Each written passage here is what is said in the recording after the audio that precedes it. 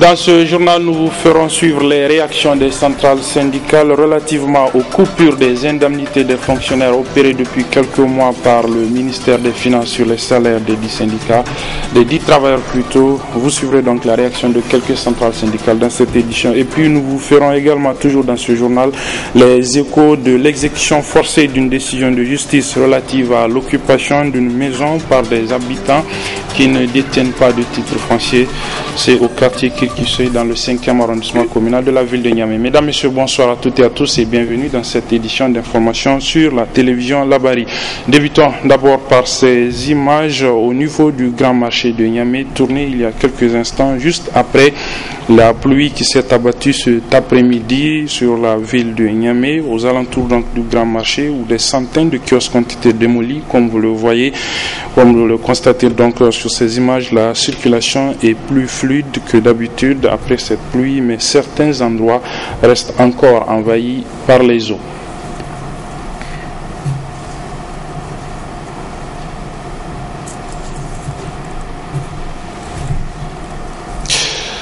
Le ministre de la ville était ce matin dans le 5e arrondissement communal de la ville de Niamey. Mamadou Salah Habi est allé constater donc l'évolution des travaux de pavage des quartiers Kirkisoy, Bangabana et Zamagande plutôt, des travaux de pavage exécutés par le projet PGRC-DU. Le résumé de cette visite du ministre Mamadou Salah Habi avec nos reporters Abdel Nasser Seydou et Ali Cissé Ibrahim.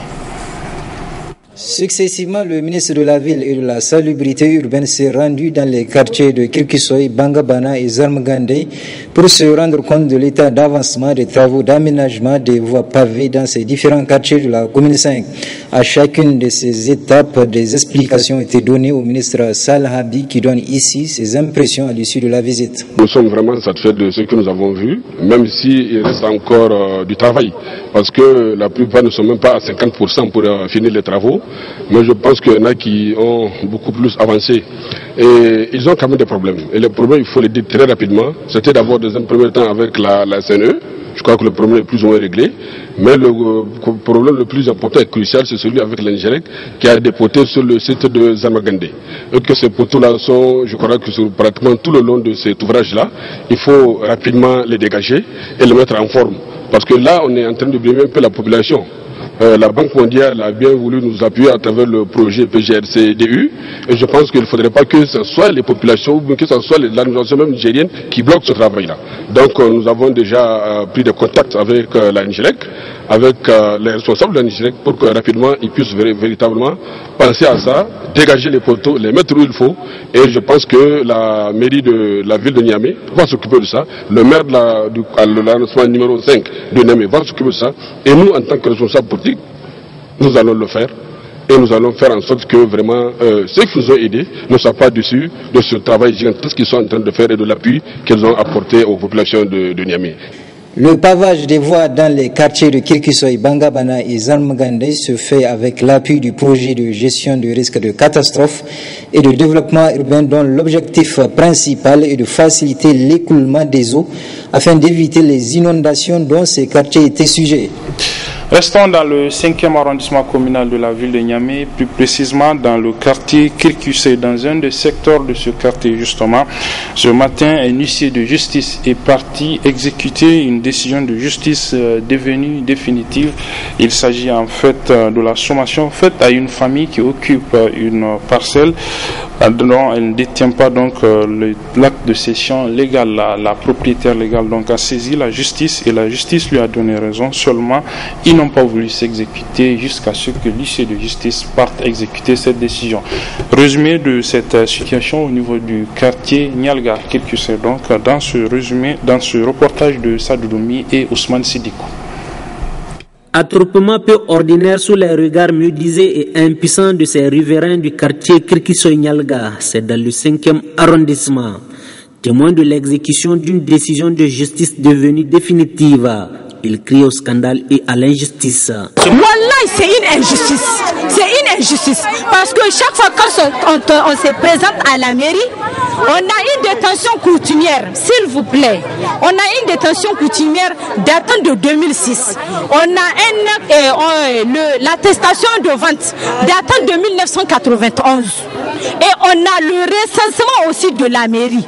Vous avez notre témoignage, c'est ça, qui date de 1994. Donc quelqu'un qu'on a recensé, même si elle ne peut pas payer le terrain, il fallait venir, la mairie n'a qu'à venir. Et la mairie a dit que c'est une erreur de leur part. Autre son de cloche divergent du côté de l'officier ministériel chargé de l'affaire qui relate sa version des faits. Ce n'est pas possible. Sur un terrain qui est loti, et une détention coutumière n'a plus d'effet. C'est clair. La dame a son titre qui a été délivré par la communauté urbaine de Niamey en point de forme. Elle détient une détention coutumière de 2006. Or, la requérante a un acte de cession qui date de 1999. Faites-vous aussi le rapprochement voir. Quelqu'un qui a un acte de cession qui a été établi par la communauté urbaine depuis 1999 et celui qui détient une détention coutumière sur un terrain qui est loti, qui n'a pas d'effet de 2006. Alors, vous ne voyez pas que quelque part il y a quelque chose qui ne cloche pas? Tout de même, pour en arriver à un tel stade, requérante comme requise, la couverture est tirée de part et d'autre. On a été pour la première fois, il était venu, il nous a convoqués. Il nous a demandé nos papiers, on était partis à la mairie. Et lorsqu'on était partis à la mairie, le chef consensueux, Amadou, il était là, il a dit à la dame Khadija Isaka, il lui a dit que vraiment, tu vois cette vieille dame-là, vraiment, ce ne sont même pas des terrains lotis pour la mairie. Si ton acte, on t'a mis son numéro, donc vraiment, c'est une erreur de la part de la mairie et l'erreur, elle est humaine.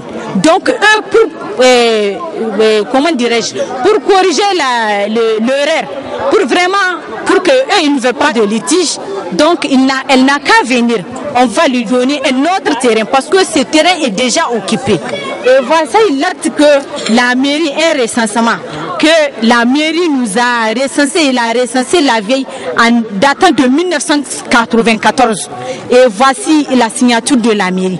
En ma qualité de huissier de justice, nous avons servi, conformément à la loi, un commandement de quitter et un itératif commandement a aussitôt suivi. Malheureusement, la requise n'a pas obtempéré à la décision. En pareille circonstance, le dernier recours, c'est l'intervention forcée. Donc c'est ce qui nous a amené, étant donné que la requise est âgée, nous avons préféré la convoquer devant le procureur pour attirer son attention sur le fait qu'elle refuse d'obtempérer à une décision de justice est une infraction à la loi. Interpellé et pleinement impliqué dans ce conflit foncier, l'hôtel de ville est vivement pointé du doigt. Il lui revient donc d'y pallier en créant les conditions pour la restauration de la vérité. Le maire, président du conseil de ville de Niamey, a récemment signé, le 2 septembre précisément, le 2 septembre dernier, un arrêté qui réglemente le traitement, la délivrance et la répartition des titres de transport urbain dans la ville de Niamey. Un arrêté qui n'est pas du tout du goût des conducteurs de taxi réunis au sein du syndicat des conducteurs de taxi, le Synco Taxi. Ils étaient hier en assemblée générale au niveau de l'association alternative Espace Citoyen. Halidou Bourema et Sidi Ousmane nous résument cette assemblée générale. Par un tel regroupement, c'est l'expression d'un ras-le-bol généralisé de ces conducteurs de taxi. Une vive protestation contre l'arrêté qu'ils qualifient de celui de toutes les arnaques. L'arnaque, c'est quoi? C'est qu'avant, au moment où les gens ne comprenaient rien, qu'est-ce qui se faisait? Quand vous déposez vos documents administratifs au niveau de la ville de Niamey, les documents administratifs des taxis au niveau de la ville de Niamey, à travers la direction de transport, quand vous revenez les chercher, on vous notifie que vos documents ont été transférés dans un autre syndicat de propriétaires de taxis et que vous êtes obligé, tenu d'aller récupérer vos dossiers que vous avez déposés à la mairie. Et là-bas, quand vous allez, on vous impose 1500 francs. Comme ça. Et on dit que les 1500 là, c'est des cotisations de leurs membres. Et vous n'êtes pas leurs membres, vous ne les connaissez pas, même de vue, vous ne les connaissez pas. Vous allez trouver seulement quelqu'un, un bureau, un kiosque, ou bien des gens sous un hangar, ou sous les arbres, avec vos documents. Ah, ils vous disent qu'il faut payer 1500. Les gens payent Nous avons dit que ce n'est pas normal. Un niet catégorique et c'est pourquoi ces conducteurs de taxi disent se donner tous les moyens de le combattre. Si le maire n'abroge pas cet arrêté, il va nous sentir. Et je suis sûr que là-dedans qu'il y a eu un accord avec les secteurs des syndicats des propriétaires, les secteurs des syndicats des transports, dès son arrivée à ce ministère-là, il doit mettre ça à son actif. C'est un acquis qu'il a eu. Et l'apaisement qui est là, il ne faut pas que le maire remue. Parce que nous allons revenir avec toutes nos revendications, Inch'Allah. Signé par le maire central de la ville de Niamey, à qui ses conducteurs prêteraient d'autres dessins, cet arrêté risquerait d'être ce pavé jeté dans la mare, ce qui fait appréhender pour beaucoup d'éventuelles perturbations dans le mouvement des transports. C'est l'un des titres de cette édition. Plusieurs fonctionnaires ayant notamment des responsabilités ont constaté la suppression sur leur fiche de paye de ce mois de ces indemnités de responsabilité. C'est en effet dû, selon plusieurs sources, à la tension de trésorerie que subit l'État du Niger sous la Renaissance. Acte de ce matin, une équipe de la radio et télévision Labari a interrogé les différents partenaires sociaux, à savoir les syndicats et les centrales syndicales. L'équipe est dirigée par Adamou Soumana. Depuis quelques mois, nombreux sont les fonctionnaires nigériens qui assistent impuissants à la réduction de leur traitement de salaire à travers la suppression de certaines indemnités et autres frais. Une suppression décidée unilatéralement par le gouvernement selon les partenaires sociaux et qui ont du mal à digérer cette pilule. C'est vraiment une mesure que nous déplorons parce que c'est comme ça que nous l'avons appris. Un matin, le gouvernement s'est levé tout bonnement et pour se mettre à mutiler les salaires des agents de l'État. Le gouvernement devait communiquer avec les centrales syndicales. On doit se retrouver pour discuter des mesures à prendre par rapport au salaire des travailleurs. Nous ne savons pas exactement ce que le gouvernement cherche à travers cette mesure. Au niveau de l'USN, nous avons compris que tout simplement en face, le gouvernement ne respecte pas les partenaires. Voilà pourquoi il se permet de suspendre les primes et indemnités des agents sans préavis, sans information préalable. Et je pense que quelque part, c'est une façon de tester les travailleurs, c'est une façon de jauger si en tout cas les organisations syndicales sont encore vivantes ou mortes. Si réellement c'est pour assainir, pour ne donner aux travailleurs que ce dont ils ont droit, nous sommes parfaitement d'accord avec ça. Mais nous ne sommes pas d'accord qu'on réagisse sans préavis. Nous ne sommes pas d'accord que le pauvre travailleur constate seulement en touchant son chèque que quelque part son salaire est diminué d'une partie. Nous pensons qu'avant d'appliquer de telles mesures, il est à notre avis indiqué et important que le ministère des Finances informe les fonctionnaires ou autres agents de l'État bénéficiaires de ces indemnités. Il est important que le gouvernement, dans sa globalité, informe les partenaires sociaux de ces mesures-là. Pour les centrales syndicales, le gouvernement doit reconnaître son erreur dans cette situation et la corriger le plus vite possible au risque d'embraser le front social. Trop c'est trop, il faut que le gouvernement arrête. Il y a un cadre de dialogue pour ça. Sinon, nous, en tant que travailleurs, nous avons tous les moyens légaux à notre disposition pour pouvoir mettre fin à cette situation. En tout cas, nous ne pouvons pas rester et fermer les yeux pour voir cette situation perdurer. En ce qui concerne l'USN, nous allons réagir vivement. Nous allons d'ici demain, en tout cas, rendre public notre position par rapport à cette question-là que nous condamnons fermement. Dans les prochains jours, certainement au niveau de l'ITN et des centrales syndicales, on va examiner cette situation. Quoi qu'il en soit, certaines centrales syndicales ont déjà réuni leur état-major afin de décider de l'attitude à tenir face à cette situation. Ils urgent alors que le gouvernement trouve un terrain d'entente avec l'ensemble des centrales pour éviter des lendemains fâcheux au pays. Le syndicat unique de la santé et de l'action sociale, le SUSAS, a lancé ce matin une campagne nationale de sensibilisation de ses militants sur l'éthique et la déontologie professionnelle. Le lancement de cette campagne s'est déroulé en présence du secrétaire général adjoint du ministère de la Santé, mais également de nos reporters Khalid Bourema et Nasser Dantofo. Outre sa mission revendicative, le syndicat unique de la santé et de l'action sociale SUSAS fait sienne une autre, celle d'améliorer la qualité de services sanitaires, et cela à travers une campagne nationale de sensibilisation de leurs militantes et militants sur le respect de l'éthique et de la déontologie. Déjà, les équipes sont prévues d'être composées à raison de 2 membres du SUSAS, du bureau national, qui va dans chaque région circuler dans tous les districts sanitaires du Niger, accompagné du représentant SUSAS régional de chaque région. Donc pour aller dans le sens sensibiliser les camarades, après la sensibilisation ou dans le cadre de la sensibilisation sur l'éthique et la déontologie, pour que le comportement des agents de santé puisse s'améliorer davantage. Nous avons dit puisse s'améliorer davantage pour que la population puisse comprendre que nous sommes là pour elle, et elle aussi, elle doit améliorer un comportement de partenariat avec les agents de santé. Voilà pourquoi nous avons lancé en tout cas cette campagne. Et au cours de cette campagne, nous avons dit que nous allons saisir l'opportunité pour informer les militants et les militantes du SUSAS sur une loi qui est là, dont beaucoup l'ignorent. C'est la loi de la protection, de la prise en charge et de la prévention contre le VIH-Sida, dont les agents de santé souvent sont acculés quand il s'agissait, c'est des malades qui sont séropositifs, c'est des comportements souvent des agents de santé à l'égard de ces malades. Nous avons dit qu'il va falloir amener, nous sommes dans un état de droit, il va falloir que les militants et les militantes puissent se dire qu'écoutez, il y a une loi qui est là, qui me punit si je fais tel acte et qui ne me garantit pas la liberté si je fais tel acte. Initiative saluée et appréciée à sa juste valeur par les autorités de la 7e République. Il faut vraiment former les militants. Il faut que les militants connaissent aussi leurs devoirs avant de réclamer leurs droits. C'est très important. Et la déontologie et l'éthique, le respect de ces 2 concepts seuls peut régler beaucoup de problèmes au niveau du secteur de la santé.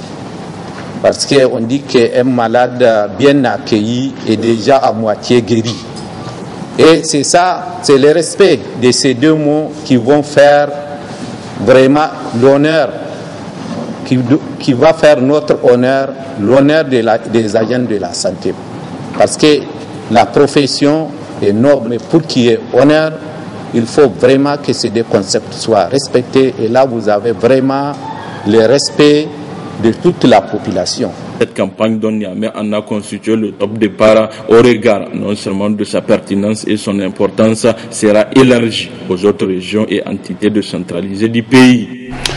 Dans le secteur de la santé, toujours les jeunes regroupés au sein de la FADA Parlement ont procédé cet après-midi à un don de sang volontaire au Centre national de transfusion sanguine de Niamey. Ils répondent ainsi à l'appel des responsables de ce centre qui demandent donc aux différentes couches socio-professionnelles du pays de venir donner leur sang pour éviter les pénuries de sang au niveau de ce centre. Halidou Bourema et Nafissa Hassan nous résument cette cérémonie. La FADA Parlement a l'honneur et hôte du Centre national de transfusion sanguine.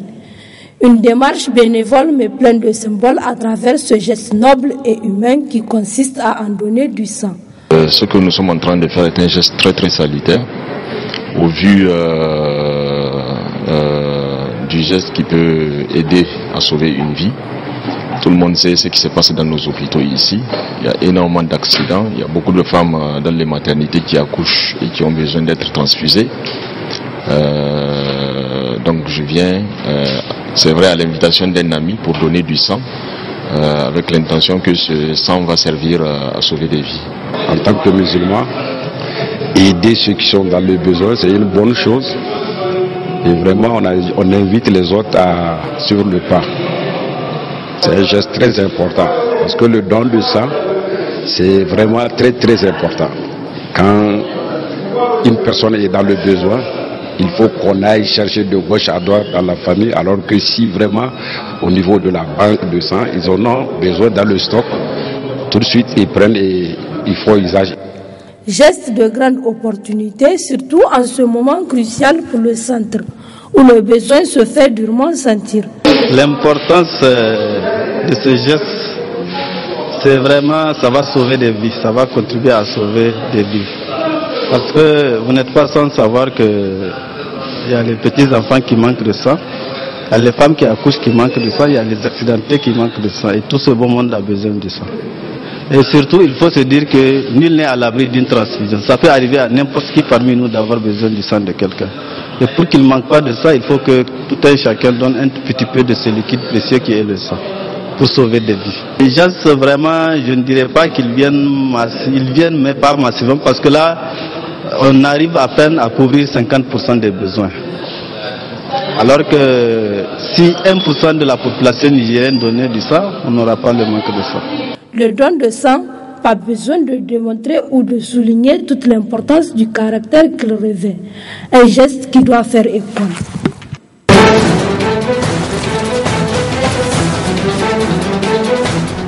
Voilà, c'est deux faits de l'actualité hors de chez nous pour refermer cette édition. D'abord, au Nigeria, les écoles publiques sont désormais ouvertes dans l'état du Borno. Elles étaient fermées depuis avril 2014 au lendemain de l'enlèvement des 200 jeunes filles lycéennes de Chibok.